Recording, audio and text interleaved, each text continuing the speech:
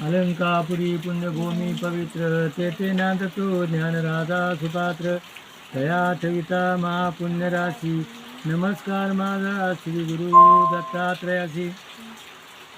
ओम केशवाय नमः नारायणाय नमः माधवाय नमः गोविंदाय नमः विष्णवे नमः मधुसूदनाय नमः त्रिविक्रमाय नमः वामनाय नमः श्रीधराय नमः ऋषिकेशाय नमः पद्मनाभाय नमः दामोदराय नमः संघर्षाय नमः वसुदेवाय नमः प्रद्युम्नाय नमः अनिरुद्राय नमः पुरुषोत्तमाय नमः आदोक्षाय नमः ओम नरस्याय नमः ओम आच्युत्याय नमः जनार्दनाय नमः उपेंद्राय नमः हरे नमः श्रीकृष्ण परमात्मा देवता परब्रह्म ऋषी परमात्मा देवता गायत्री चंदन परमये विनोयोगे ओम भगवते ओम भूर्भुव स्वा ओम महाजनम तपम ओम सत्यम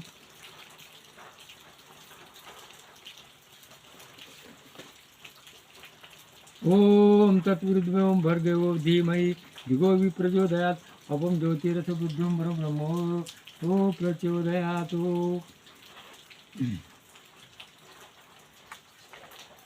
घेते घे सुपारी घे पंचामृतान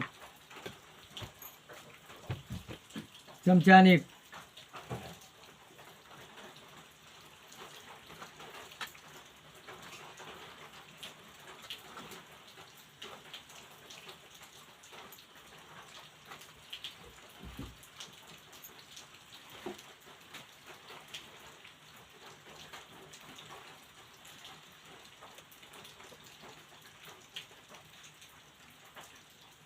शुद्धोदक स्नानं समर्पयामि वक्रतुंड महाकाय सूर्यकोटि समप्रभो निर्विघ्नं कुरु मे देवो सर्वकार्येषु सर्वदा.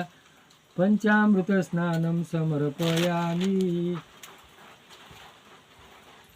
शुद्धोदक स्नानं समर्पयामि. ते पुसून आणि ते वरती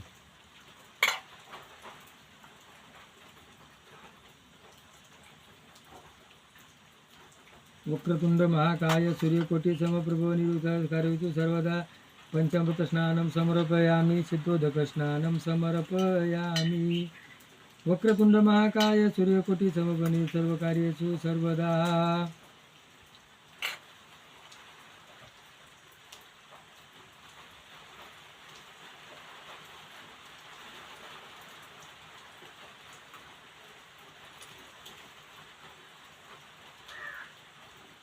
हात कर पुढं खाली सोडायचं. प्राणाय स्वाहा व्यानाय स्वाहा उदानाय स्वाहा. ओम श्री ब्राह्मणे पिऊन घे ब्राह्मणे स्वाहा. हस्तप्राशरम समर्पयामि मुखप्राशरम समर्पयामि.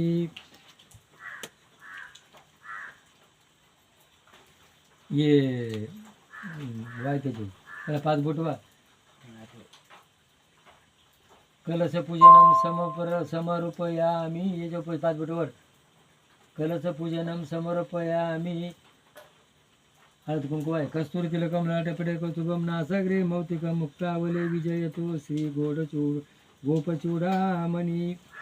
कस्तुरी तिलकम लाटपटे कौतुकम नासाग्रे मौतिकम मुक्तावले विजयतो श्री गोपचूडामणी. नागेंद्र हाराय त्रिलोचनाय भस्मंगराय मोरेश्वराय तस्माय शिवाय नमो नमस्ते.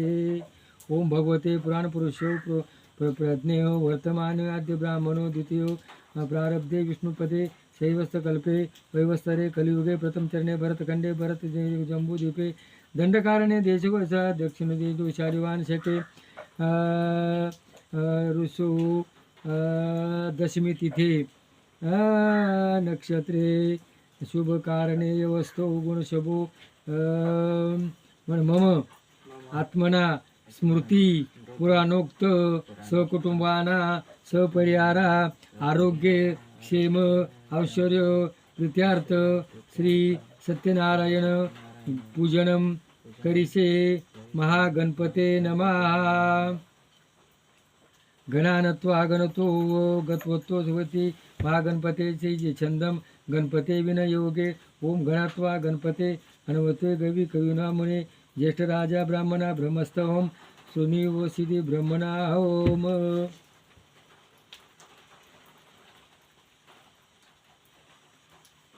याची पूजा कर. धूपम दीपम समर्पया याची पूजा कर ना गणपतीची. धूपम दीपम समर्पया धूपम दीपम समर्पयामि थोडं साखर आण.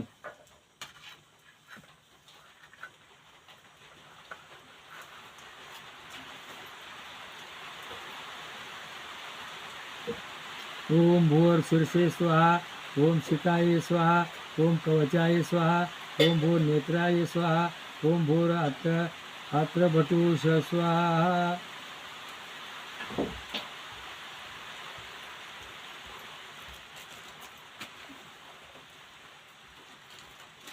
महानैवेद्यम समर्पयामी.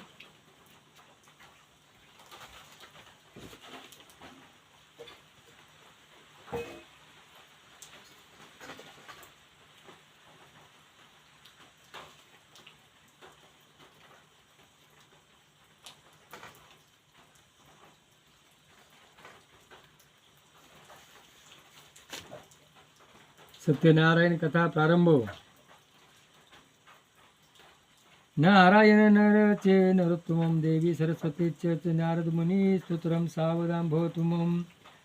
श्री व्यास सांगतात, सौनिक आणि पुष्कळ ब्राह्मण नैमिषारण्य नावाच्या अरण्यात एकत्र बसले असता त्यांनी सूत नावाच्या पौर्णिकाला प्रश्न केला, कोणत्या व्रताने किंवा तपाने मानवाची इच्छा पूर्ण होतात? अशा व्रताचे अथवा तपाचे नाव ऐकण्याची जे व्रत ते तप कसे करावे जगण्याची आमची उत्कृष्ट इच्छा आहे. मुनिवारे आपण पुरी करावी. विष्णूने जे सांगितले तेच मी आपल्याला सर्व सांगतो, हे आपण लक्ष देऊन ऐकावं. परोपकार करणाऱ्या स्वभावामुळे नारद मुनी स्वर्ग पाताळ लोकातून इंद्र मृत्यू लोकावर आले. मृत्यू लोकावर नारदाने आढळून आले ते अनेक प्राणी आपल्या प्रयोगाप्रमाणे नाना प्रकारचे दुःखे भोगीत यातना भोगीत आहेत. कोणाला मुळे भाले नाहीत, कोणाला रोगाने पिडले आहे, खायला अन्न नाही, प्यायला पुरेसे पाणी नाही, अंगाला दडवस्त्र नाही, राहायला जागा नाही, कोणत्या ना कोणत्या काळजीत आले दुःखाले सतत चिंतेत आहेत. अशा प्रकारचे लोक पाहून नारद मुनी अति दुःखी झाले. लोकांचे दुःख कोणत्या उपायाने नाहीसे होईल असा विचार करीत करीत ते मुनिश्रेष्ठ विष्णू लोकाकडे गेले. नारद मुनींनी विष्णू नारायण गोऱ्या रंगाचे असलेल्या त्याच्या हातात शंखचक्र गदा व पद्मा असलेल्या गळ्यात वरमाळा असलेले दिसले.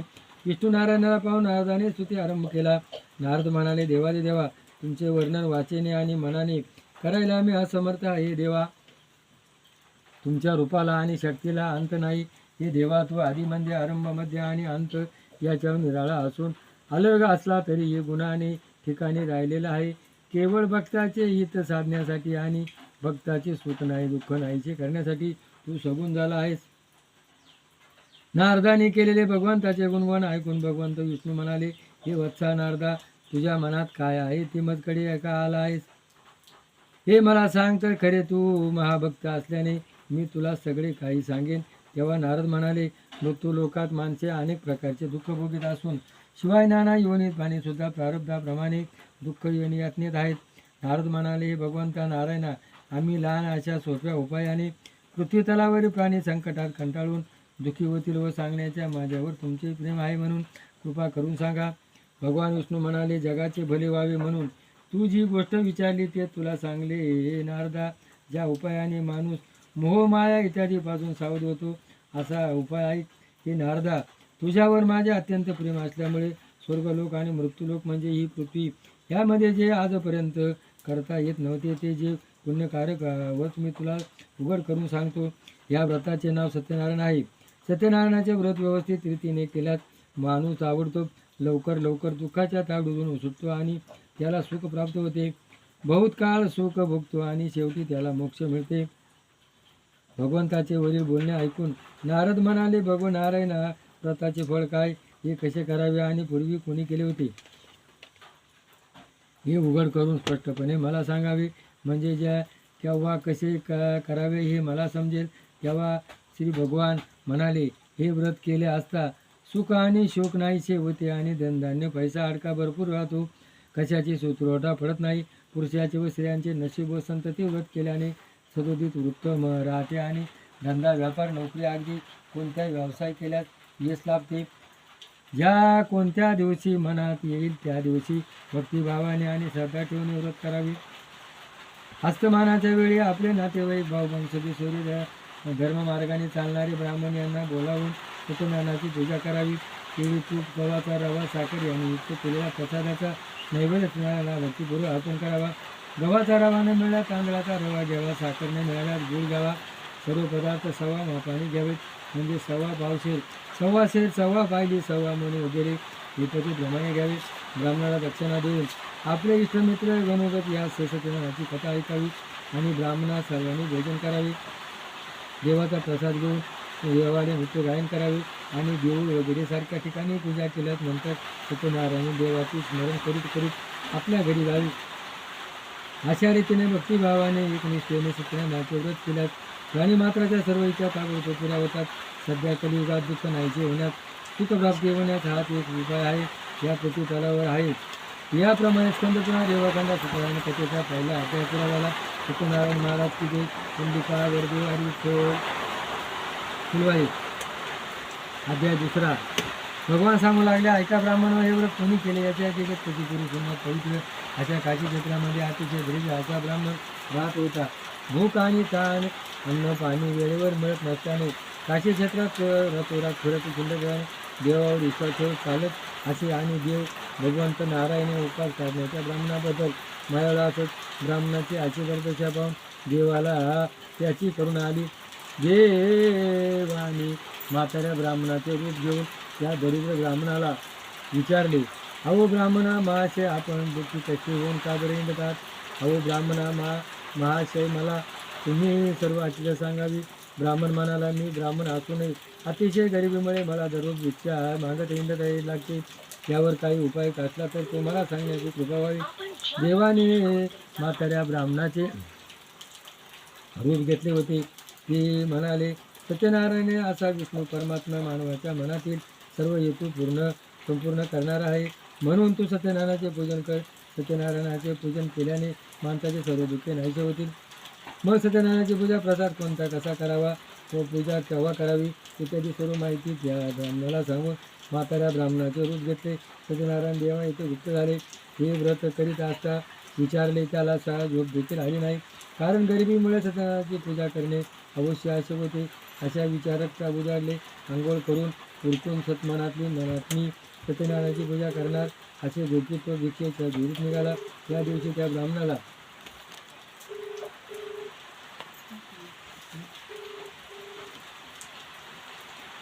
भरपूर द्रव्य मिळाले. त्यामुळे त्याने आपल्या इष्टमित्रासह सत्यनारायणाची पूजा केली.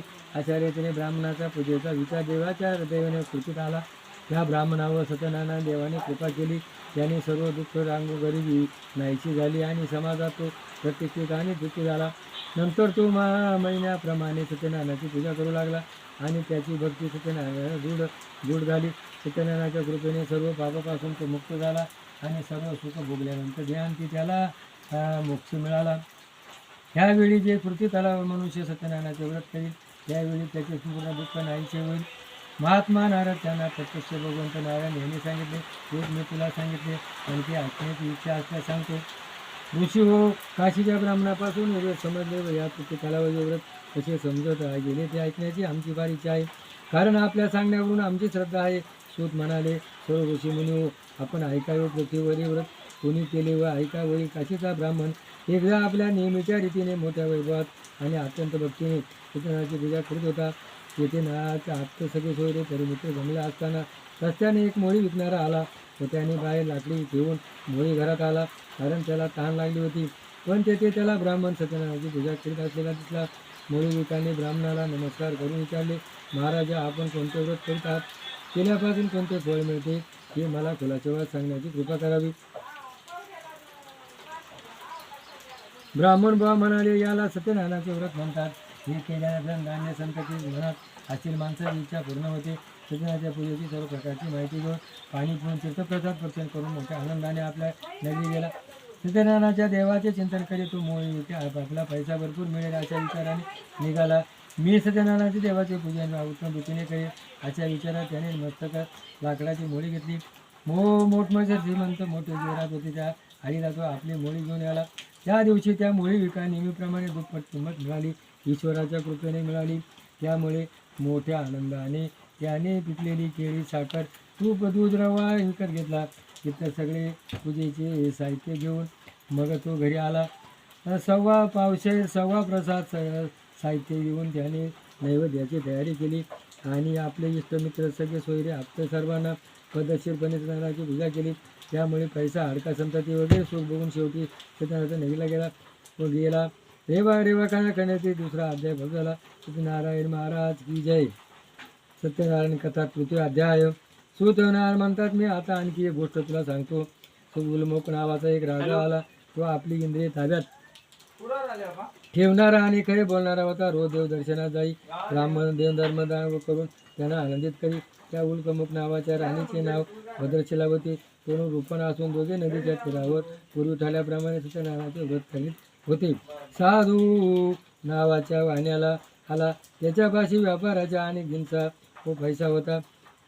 त्याने आपली नौका तेथेच नांगरली आणि राजाकडे घेऊन तो राजाला मोठ्या नम्रतेने म्हणाला,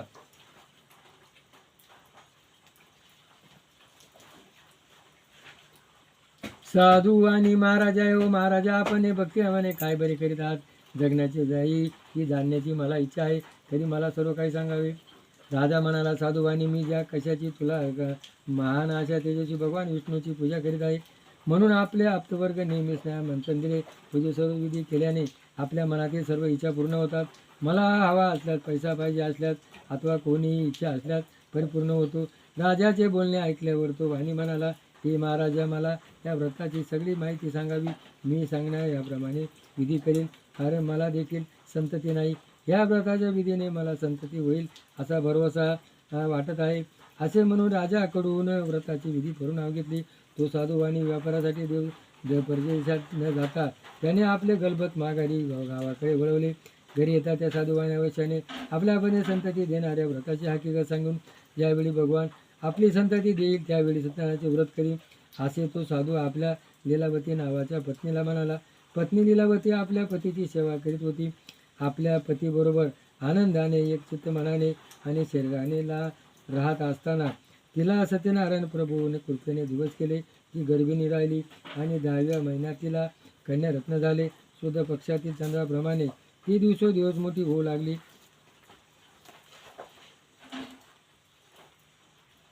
साधूवाण्याची मुलगी चंद्रावती कलेप्रमाणे वाढू लागली आणि सुंदर दिसू लागली, म्हणून तिचे नाव कलावती असे ठेवले. एकदा लीलावती आपल्या पतीला म्हणजे साधूवाण्याला गोड भाषेत म्हणाली, पती राजा, आपण संतती मिळाल्यावर सत्यनारायणाचे पूजन करण्याचे कबूल केले असून आपल्याला मूळ झाले नाही. सत्यनारायणाचे पूजन का बरे करीत नाहीत. साधू वैश्य म्हणाला, तिच्या लग्नाच्या वेळी मी सत्यनारायणाचे पूजन करीन. अशा तऱ्हेने पत्नीला भरवसा देऊन साधूवाने आपल्या व्यापार धंद्याला गेला. घरी त्याची मुलगी कलावती खेळण्यात बाळगण्यात सुखात गाळ घालीत असताना लग्नाला योग्य दिसू लागली. अशा कलावतीबद्दल मित्रमंडळीस विचार केल्यानंतर साधूवाण्याने आपल्या विश्वासू नोकराला सांगितले, कन्या कलावतीला योग्य आणि उत्तम वराचा शोध कर. मग तो गुमास्ता नोकर कांचन नावाच्या शहरात वर्षात गेला. तेथे त्याने एक सुंदर व गुणी मुलगा पसंत केला. त्याने त्याच्यासह त्याच्या आप्तवाचो साधूवाण्याच्या नगरीत गेला. साधूवाण्याने सर्व लोकांना मुलगा पसंत पडला, म्हणून त्याने आपल्या सर्व आप्तांना, इष्टमित्रांना, सोयऱ्यांना बोलावून मोठमोठ्या समारंभाने आपली मुलगी कलावती हिला त्या वराबरोबर थाटाने लग्न लावले. या लग्नाचे वेळी दुर्दैवाने तो सत्यनारायणाचे पूजन करण्यात विसरून गेला. त्यामुळे भगवान सत्यनारायणाने त्याच्यावर राग आला, कारण तो सारखा पूजा करण्याच्या चल ढकल करीत होता. काही दिवसांनी आपल्या व्यापार धंदा प्रवीण असा तो साधू वैश्य आपल्या जावयाला घेऊन धंद्यासाठी प्रवास करीत लांबवर गेला. जाता जाता समुद्र किनाऱ्यावर त्याला रत्नबार नावाची नगरी दिसली. त्या रत्ननगरीत जावया व्यापार करू लागला. त्या रत्नसार नगरीच्या चंद्रकेतू राजाची राजा होता. आता सत्यनारायण प्रभूने काय केले, वचन न पाळणाऱ्या साधूवाण्याला भयंकर कठीण मोठे दुःख प्राप्त होईल असा शाप सत्यनारायणाने दिला. एके दिवशी चोराने चंद्रकेतू राजाच्या तिजोरीवर धाड घातली आणि चोर तेथून साधूवाणी जावाई यांचा मुक्काम होता तोपर्यंत गेला. चोराच्या मागे शिपाई लागल्याने चाहूल लागता चोराने साधूवाणी राहत होता त्या ठिकाणी चोरीची गाठोडी टाकून दिली आणि शिपायाचे नजर चुकून पळून गेला. शिपाई साधूवाण्याच्या कोठीवर आले असता त्याला चोरीचा मुद्देमाल आढळला. शिपायांनी त्या सासरी जावयांना पकडून राजांना पैका चोरल्याबद्दल दंड दोऱ्या बांधल्या. नंतर ते शिपाई धावतच राजाकडे गेले आणि म्हणाले, खजिना लुटणारे चोर आणले आहेत, पुढील आज्ञा व्हावी. शिपायाचे बोलणे ऐकताच मुळीच विचार न करता राजाने साधू वाण्याला त्याच्या जावयाला हातपाय बेड्या घालून अवघड डोंगरी किल्ल्यात कैदी करण्यात नेऊन टाकले. सत्यनारायणाच्या मायेच्या प्रभावाने सासरे जावाई बोलण्याकडे कोणी लक्ष दिले नाही. आम्ही व्यापारी आहोत, चोर नाही, कोणालाही विचारा असे म्हणत या शिपाई त्याची सगळी मालमत्ता राजाने आपल्या खजिन्यात जमा केली. सत्यनारायणाच्या शापाने साधू वाण्याच्या चोरी होऊन चोराने सर्व मालमत्ता नेली. त्यामुळे साधू वाण्याची पत्नी अतिशय दुःखी कष्टी झाली. भर शरीराला व्याधी झाली आणि मन सारखे चिंतातुर होऊ लागले. अन्न पाणी वेळेवर मिळेना, अन्नासाठी दारोदार फिरावे लागले.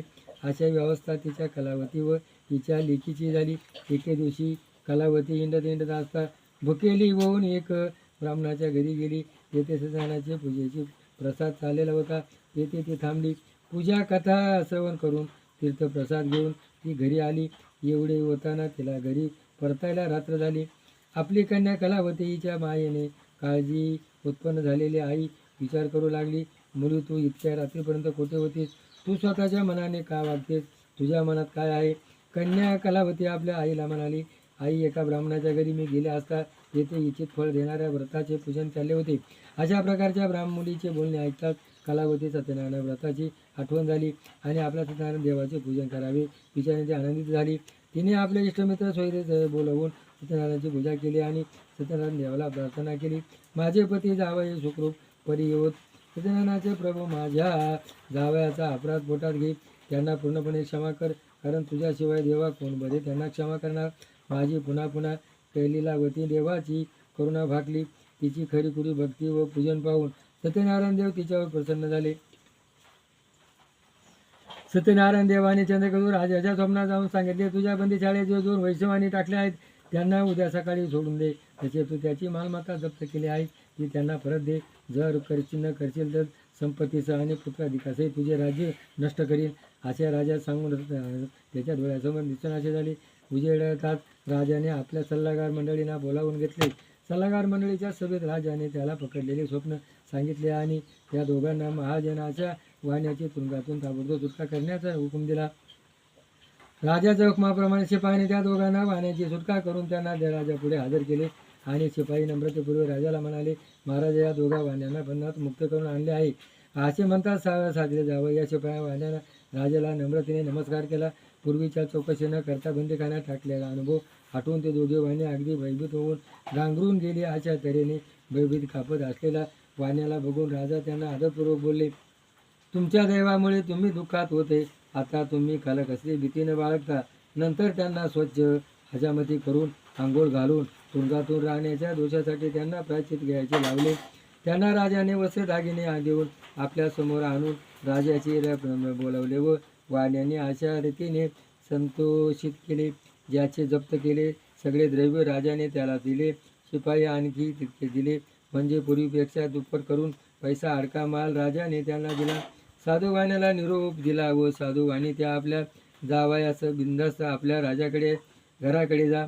नमस्कार करून साधू वाणी म्हणाला, महाराजा, आपल्या कृपेमुळे मी घराकडे चाललो आहे. त्याप्रमाणे सकलपराजेवा खंडा सत्यनारायण कथेचा 3रा अध्याय पुरा झाला. पुंडलिकावर देव हरी विठ्ठल. अध्याय 4. सूत म्हणतात, आपली कन्या कल्याण व्हावे.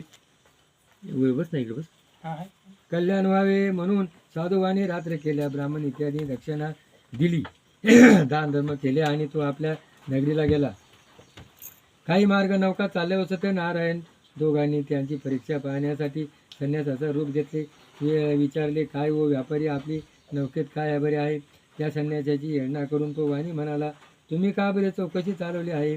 यातील काही पैका तर आपल्या लुटून न्यायचा नाही ना? पान, पत्रवळी, वेली, फुले अशा प्रकारची वस्तू आमच्या नौकेत आहे. किमतीवान वस्तू जिंचा मुळीच नाही. साधुवाण्याचे असे खोटे व कठोर उत्तर ऐकल्यानंतर संन्यासी म्हणाले, हा तसेच हो, तुझे बोलणे खरे हो. इतके सत्यनारायणाने संन्यासी रूपाने त्यांना म्हणाले. असे बोलून संन्यासी म्हणाला लगेच, जर पलीकडे समुद्राच्या तीरावर जाऊन बसले तर आपल्या देव आपल्या हृदयात आहे. आपण ज्या वेळेला घर बांधतो, घराची पूजा केली जाते घरभरणी, त्यावेळेला तो वास्तुपुरुष त्याची स्थापना होती, त्याचं नाव घरभरणी. मग तो वास्तुपुरुष आपल्या घरात असतो, तो दिसत नाही. मग आपल्या घरात जर आपण सतत भांडत राहिलो तर तो काय म्हणतो, हा चांगले तसेच वाटत राहा. तुम्ही घरात हसत खेळत राहिले, तो काय म्हणतो हसत राहा. तुम्ही दुसऱ्याचं वाईट चिठीत राहिले, तो काय म्हणतो तसंच चिठीत राहा, तुमचंच वाईट होईल. आपण घरात जसं वागू, चिडचिडपणा करीत राहिला तर आपल्या घरात तो काय म्हणतो, हा असंच करा. म्हणजे तो वास्तुपुरुष काय करतो, त्यांना अनुमोदन देतो. जी गोष्ट कराल तिला तो काय करतो, अनुमोदन देतो. म्हणून आपल्या कुटुंबामध्ये, आपल्या घरामध्ये सतत आनंदित राहा, हसत राहा, चिडचिडपणा करू नका, हा शास्त्र सांगते. म्हणून तो काय, ते काय म्हणले होते, आमच्या नावामध्ये काहीच नाही, पानं फळे, पानं फळे. मग तो काय म्हणतो, होतं काय, सोनं नाणं होतं. तर हे काय म्हणले, आपल्या शेतीमध्ये जर किती पिकलं ना, आपण काय म्हणतो, काहीच नाही हो आमचं, काहीच नाही. मग देव काय म्हणतो, प्रत्येक शेतकऱ्याची तीच तरह झाली आहे. तू बरं झालं बा, चांगलं झालं, आता शेतकरी म्हणत नाही ना, मग तो म्हणतो तुला काहीच मिळणार नाही. म्हणून खरं बोलावा, खोटं बोलू नये, याचं नाव सत्यनारायण. साधुवानाचे खोटे कठोर उत्तर ऐकल्यानंतर संन्यासी म्हणाले, तसे हो, तुझे बोलणे खरे हो. इतकेच ज्ञानाचे देव संन्यासी रूपाने त्यांना म्हणाले. असे बोलून संन्यासी महाराज लगेच जरा पलीकडे समुद्राच्या तीरावर जाऊन बसले. संन्यासी गेल्यावर साधुवानाने आपली नौका जेव टोपली व नौकेकडे आला होतो. आपल्या आश्चर्य धक्का बसला, कारण ती नौका हलकी झाल्यामुळे बरीच वर येऊन तरंगत होती. नौकेमध्ये पान, पत्र, वळी, वेली वगैरे कवडी किमतीच्या निसा पाहून तो वाणी विसू होऊन तिथेच पडला. उघड आहे, सुतळीचा तोडा हरवला तर माणूस दुःखी होतो. मग ही मौल्यवान जिन्सा भरलेली नौका होती. थोड्या वेळाने तो सावध होऊन चिंतातूर झाला व मग त्याचे जावाई त्याला म्हणाला, मामूनजी, फुकट दुःख करून काय उपयोग, या संन्यासी महाराजांच्या शापामुळे परिणाम आहे, म्हणून आपण त्यांना शरण जाऊ. त्याने आपल्या किमतीवान जिन्साची कवडी मोल जिन्सात रूपांतर केले. हेच संन्यासी महाराज आपल्या नौकेतल्या पूर्वीच्या सर्व किमतीवान वस्तू जशा त्याच्या परत आल्या.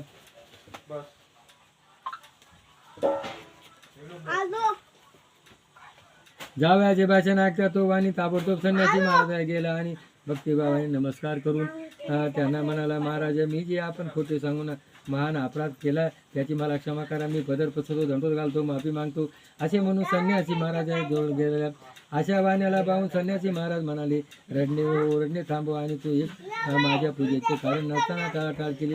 तुझी वाईट असल्याने परिणाम म्हणून तुला माझ्या आज्ञेने दुःख भोगावे लागत आहे. असे ऐकताच वाण्याने डोळे खडकन उघडले होतो.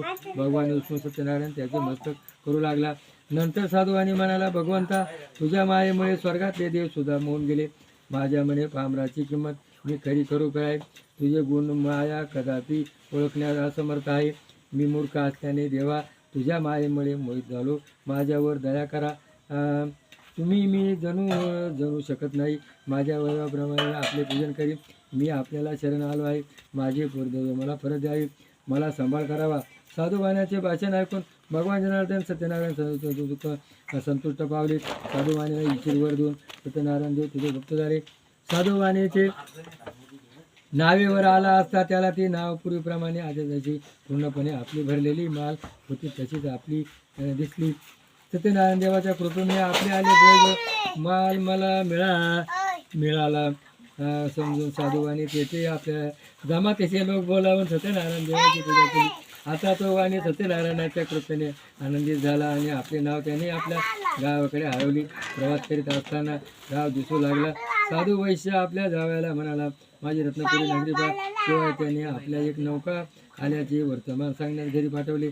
साधुवाणी घरी गेला आणि साधुवाणी पत्नीनं नमस्कार करून त्याने साधुवाणी सावके सांगितले. अशी कलावती आपल्या जावयासह पुष्कळ द्रव्य घेऊन आपल्या असून वाण्याने सर्व मित्र व आप आले आहेत. नोकऱ्याच्या तोंड वाक्य ऐकत्या साधुवाणी पत्नीला फार आनंद झाला आणि ती सत्यनारायणाची पूजा करून तिथं प्रसाद घेतला. मग ती आपल्या मुलीला म्हणाली, मी पतीला भेटण्यास जात आहे, तू लवकर ये, पूजा करून तिथं प्रसाद घेऊन ये. आईचे वाचन ऐकता सत्यनारायणाची पूजा लवकर संपवली, परंतु प्रसाद न घेता ती आपल्या पतीच्या दर्शनात गेली. भगवान सत्यनारायण तिच्यावर कोप आला. तिचा पती तिचे नाव अति मालमत्तेने त्या सागरात कुठे ते दिसेना आणि कलावती कन्याला आपली पती कुठे दिसेना. त्यामुळे ती शोकाने भूमीवर पडू लागली. नावही एकाएकी नाहीशी झाली व पाहून वैश्याला फार आश्चर्य वाटले. ही बरे असे भयभीत होऊन साधुवाणी मनाला सगळे नावडे चिंतातूर झाले. आपली मुलगी कलावती तिची आशा दशा पाहून लीलावती दुःखी होऊन आक्रंदित झाली. पती साधुवाणी त्याला म्हणाला, नौकेश जावाई कुठे गेला, काही कळत नाही. कोणत्या देवाची आपण एकाळणा केली म्हणून जावाई कोणीही काही दिसत नाही. सत्यनारायण महाराजाचे मोठेपणा जाणणे आपल्या अज्ञान बुद्धीमुळे आवश्यक आहे असे बोलून ती मोठमोठे खुंदू लागली. ती अतिशय दुःख पाहून वैशाला सगळे नातेवाईक मित्र देखील दुःखी झाले. लीलावती कलावती पोटाचे धरून रडायला लागली. कलावतीला पती कोठे दिसेना, त्यामुळे अतिशय दुःख झाले. पतीच्या पादुका घेऊन कलावती सती जाण्याच्या तयारीत गेली. हे भयंकर प्रकार अवलोकन करून साधुवाणी आणि त्याची पत्नी लीलावती याची दोघांना आता पुढे काय काय करावे या विचाराने शोक करू लागले. संताप झाला व आता विचार सुचून ते दुःख देवाचे आपल्या पदरात बांधलेले आहे आणि आपल्या मायेने मी गुरफटलो आहे, म्हणून ते विघ्न नाहीचे होऊन मला सुख दाखवणार असा त्यांनी मी माझ्या पतीला शोभेल अशा प्रकारची पूजा करीन अशी प्रार्थना करून साधुवाणी पुन्हा पुन्हा देवाला साष्टांग नमस्कार गाऊ लागला. हे लक्षात आल्यानंतर गरिबाचे कणवाळू भगवान सत्यनारायण त्यांना वैशावर कृपा केली आणि ते म्हणाले, तुझ्या कन्येने माझा प्रसाद टाकून मी पतीला दर्शनात झाली म्हणून दुःखाचा डोंगर तुझ्या पुढे उभा राहील. जर तुझी कन्या घरी जाऊन प्रसाद सेवन करून येईल तर हे संकट होईल. साधुवाण्याच्या मुलाने म्हणजे कलावतीने आकाशातून असे वाक्य ऐकले, साधुवाणी मी बोललो असे केल्याने तुझ्या कन्येला तुझा जावाई भेटेल. कलावती ताबडतोब घरी गेली आणि देवाला नमस्कार करून प्रसाद करून येतात तिला आपला पती सासरे दिसले. तेव्हा ती आपली पती साधुवाणी याला म्हणाली, बाबा उशीर का कशाला करता. ताबडतोब घरी चला. मुलीचे बोलणे ऐकून वाण्याला फार आनंद झाला. ताबडतोब त्याने तेथे सत्यनारायणाची विधीपूर्वक पूजा केली. आपले सगळे गणगोत वाण्याने तेथे बोलावले आणि पूजा आटपून घरी आला आणि वर्षानुवर्ष दर पौर्णिमेला संक्रांतीला सत्यनारायणाची पूजा करीत होता आणि लोकात सुख आणि समाधान राहून शेवटी त्याला सत्यलोकात भाग झाला. स्कंदपुराण रेवाखंडाची कथेचा 4था अध्याय पुरा झाला. अध्याय 5. सूत सांगतात, आहोस मुनिश्रेष्ठा, आता तुम्हाला आणखी एक घडलेली गोष्ट सांगतो.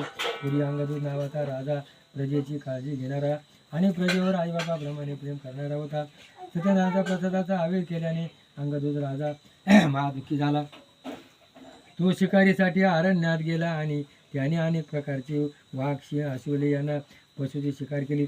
राजधानीत परत जात असता एका वडाच्या झाडाखाली गुराखी मुले मोठ्या भक्तिभावाने आणि सर्व सवंगडी जमून सत्यनारायणाची पूजा करीत होते. राजाने पाहून मोठ्या गर्वाने तिकडे गेला आणि नमस्कारही केला नाही. तेव्हा त्या गुराख्याने सत्यनारायणाचा प्रसाद आणला मोठमोठ्याने राजाने, परंतु राजाने प्रसाद त्याग केला. त्यामुळे अंगद राजाला महादुःख झाले. त्या राजाचे 100 मुलगे धनधान्य सर्वांचा नाश झाला. सत्यनारायणाच्या कृपेमुळे राजाला कळून चुकले की सत्यनारायणाच्या प्रसादाचा आपण आवेर केला, त्याचा हा परिणाम आहे. आता आपण गुराख्याकडे जाऊन सत्यनारायण पूजन करून प्रसादाचे सेवन करावा. या हेतूने अंगदोज राजा गुराखी म्हणजे गोवरी मुले याच्याच वाशी जाऊन नंतर त्याने गुराखी बांधवांना भक्ती आणि श्रद्धापूर्वक सत्यनारायणाचे यथासांग विधी पूजन केले. स्वतः तीर्थ घेतले आणि प्रसाद घेतला. यामुळे सत्यनारायणाची त्याच्यावर कृपा झाली. त्याचे राज्य त्याला परत मिळाले. त्याचे 100 मुले परत आले. धनधान्य पशु याने त्याला लाभ झाला आणि या लोकी सर्व सुख बघून शेवटी तो सत्यलोकी ठिकाणी गेला. जो कोणी सत्यनारायणाचे दुर्लभ असे व्रत करील, भक्तिभावाने जाणारे परमप्रम देणारी फळ देणारी कथा ऐकतील, त्यांना पैसा सोने नाणे धान्य वगैरे संपत्ती म्हणजे वाहने सत्यनारायणाच्या प्रसादाने मिळतील. दरिद्र असतील श्रीमंत होईल, कोणी बंधनात असेल बंधनात मुक्त होईल, कैदेतून सुटका होईल. कोणाला भीती वाटत असेल तर मग ती कशाची असो भीती भय नाहीशी होईल. बिनधास्तपणे जगण्या वावरण्यात एवढे नव्हे तर ज्याच्या मनाची चांगली गोष्ट व्हावी असे वाटते त्यांनी मनकामना पूर्ण होईल आणि तो अथवा ती व्यक्ती सर्व प्रकारचे सुख भोगून आणि ती सत्यनारायणाच्या कृपेने वैकुंठात पूर्ण प्रकारची सुखे भोगण्यात काय जातील. ब्राह्मण असे सत्यनारायणाचे व्रत तुम्हाला सांगितले. याचे आचरण केले असता कोणत्या माणसाची सगळे दुःखे आणि ताप नाहीसे होते. विशेष म्हणजे आजच्या कलियुगात सत्यनारायणाची पूजा फळ देणारी आहे. या सत्यनारायणाला कोणी काल म्हणतात, कोणी ईश म्हणतात, कोणी सत्यनारायण असे म्हणतात. असे म्हणतील. सत्यनारायण महाराज अनेकांना स्वरूपात भक्तीच्या इच्छा पूर्ण करतात. सध्याच्या या काळात कलियुगात सत्यनारायण महाराज ज्याच्या मनोभावे केलेल्या पूजनामुळे प्रसन्न होतात. जो कोणी भक्ती किंवा सत्यनारायणाची कथा रोज वाचील तो ऐकील, त्यामुळे त्याची पापे नाहीशी होतील आणि त्याच्यावर सत्यनारायणाची कृपा होईल. त्या सर्व इच्छा सत्यदेवाच्या प्रसादाने परिपूर्ण होतील. या परिसर देवाखंडा सत्यनारायण कथेचा 5वा अध्याय पुरा. सत्यनारायण महाराज की जय.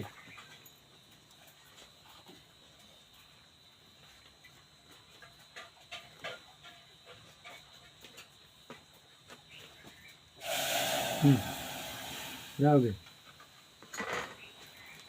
सुख करता दुःख हरता वार्ता विघ्नाची नुर्वी पूर्वी प्रेम कृपा जयाची सर्वांगी सुंदर उठी सेंदुराची कंठी जळके माळ मुक्ता फळाची. जय देव जय मंगल मूर्ती व श्रीराज मूर्ती दर्शन मात्रे मन स्वामी मात्रे मन कामना प्रती. जय देव जय.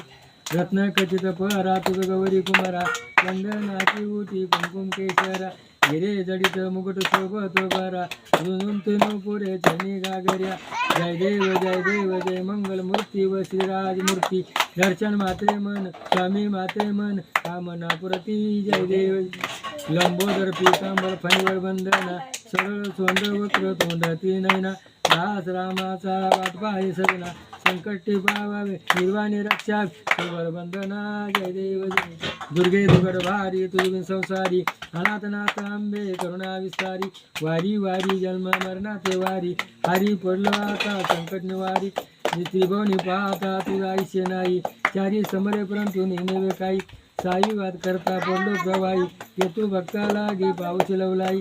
जय देव दुर्गे दुगड भारी तुझी संसारी अनाथनाथ आंबे करुणा विस्तारी प्रसन्न वदने प्रसन्न वचने दासा क्लेशापासून सोडी तोडी गोपाशा आंबे तुझ वाचवणे कोण पुरीला आशा.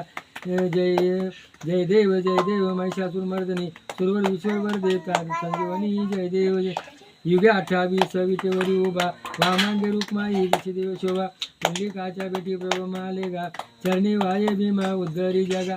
जय देव जय पांडुरंगा वाहरी पांडुरंगा रुक्माई वल्लभा राई सर्वा पावले लगा. जय देव. तुळशी माळ गळा करते वनकटी काशे पितांबर कसूल लाठी देव सुरवर नितेची बेटी गरुड हनुमंत पुढे वराठी. जय देव जय पांडुरंगा वाहरी पांडुरंगा रुक्माई वल्लभा राईच्या पावे जीव लगा. जय देव जय.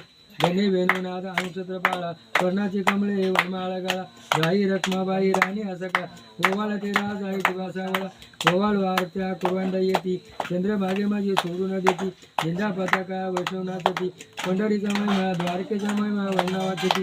जय देव जय पांडुरंगा वारी पांडुरंगा रुक्माई वल्लभा राईच्या पावे जीव लगा. जय देव. घाली लोटांगण वंदन चरणम डोळ्याने पाहिनं रूप तुझे प्रेम आलिंगन अनंत पूजन भाई वाळे महिना ठेवलं रुक्माई ठेवलं तमेव माता पिता तमेव बंधू सखा तमेव विद्याधर तमेव सर्व मन आज करून येत समर्पयामी नारायण समर्पयामी असून केशव राम नारायण कृष्ण दामोदर वासुदेवारी श्रीधर माधव गोपावल्लभ जानकी वल्लभ रामकृष्ण हरे राम राम राम हरे. यज्ञ दंती देवस्थितमयी हृदयंती देहम नाहम सत्यम सूत्र देव.